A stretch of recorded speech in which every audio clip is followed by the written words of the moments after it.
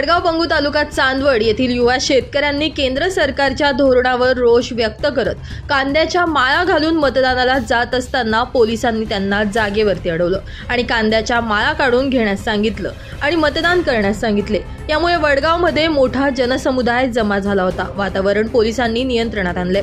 अरुण गोजरे, नाना गोजरे, आबा गोजरे, विनायक गोजरे, राजेंद्र गोजरे, रामदास झालटे, शंकर गोजरे, अक्षय कांडेकर, किशोर कांडेकर, विलास संसारे, रविकिरण चव्हाण, सचिन पवार आदी युवा शेतकरी यावेळी उपस्थित होते।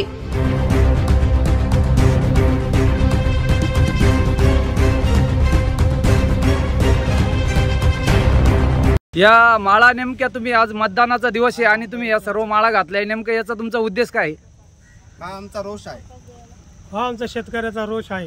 आमच्या कांद्याला कधीच एवढ्या 2-5 वर्षांमध्ये कधीच भाव मिळाला नाही। आता ह्या माळा घालून तुम्ही डायरेक्ट मतदान केंद्रामध्ये जाणार का इथंच घालणार आहे? माळा घालूनच मतदान करणार।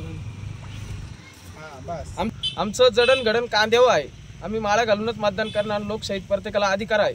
आम्ही शेतकरी म्हणून मतदान करणार आहे। ब्युरो रिपोर्ट, नाशिक माझा न्यूज, नाशिक।